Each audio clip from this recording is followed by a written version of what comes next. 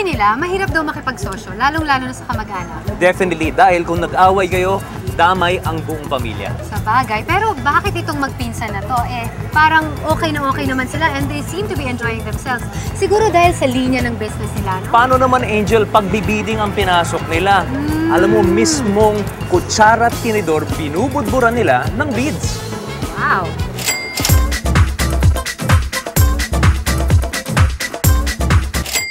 Ika nga, two heads are better than one, lalong-lalo na daw pagdating sa business.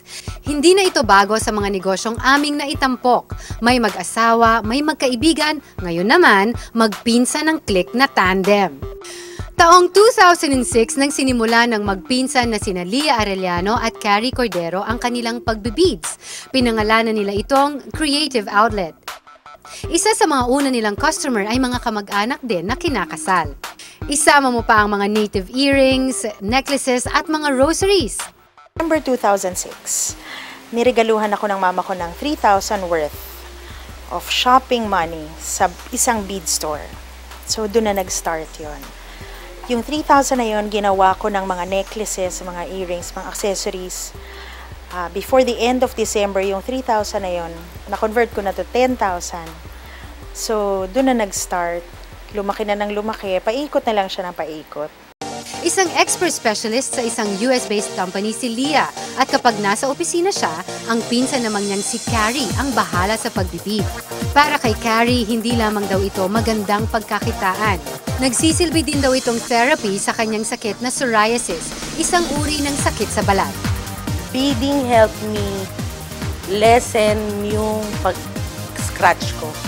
As in yung kamot time. Lia helped me a lot doon.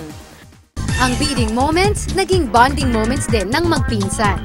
Kaming dalawa pa rin, nagtuturuan. Yung learning process namin continues. May kasunduan kasi kami na dapat open kami sa isa't isa eh. Kung meron akong ayaw na ginagawa niya, sasabihin ko na. At kung meron din siyang ayaw na ginagawa ko, sasabihin na rin niya sa akin. Kaya naman daw hindi naging mahirap ang takbo ng kanilang negosyo. Lalong-lalo na nang sinimulan nilang sumali sa mga bazaar at mga trade fairs. Dito, mas lalong nakilala ang kanilang produkto. Kaliwat kanan ang mga nagpapa-order. Well, alam mo, walang lugi. Wala naman lugi. May mga peak season. Katulad Christmas. Yan, dyan nagdadatingan yung mga orders na talagang bulk. Kasi kung maganda naman yung gawa mo, every month meron talagang mag-o-order sa'yo eh. May okasyon na may mag-o-order sa'yo with anniversary or birthdays, giveaways, ganyan. Ang pag-iisip daw ng mga bagong konsepto ng kanilang produkto ang masasabing mahirap. Pero kapag meron ng idea, madali na lang itong gawin. Siguro lumabas kayo sa mall, pumunta kayo sa mga expensive na stores, maghanap kayo ng ideas doon. Gawin ninyo, quality of course, dapat i-check palagi ang quality. Yan ang tunay na magpinsan. Masayang nagtutulungan, kumikita pa. Kaya naman more beads to come para kina Lia at Carrie. 5 years from now, Lia and I are still beading. We are still together, joining bazaars, more products, diverse na ang pwede naming ma-offer. Biz News. Marami sa mga negosyo dito sa 3rd Paskong Pinoy Fair sa World Trade Center sa Pasay City ay mga suki na namin dito sa kabuhayang swak na swak. Tulad na lang nitong 7 Trees Christmas Deckers. Naroon din ang Aling Nenes Puto, ang Pride of Binyan.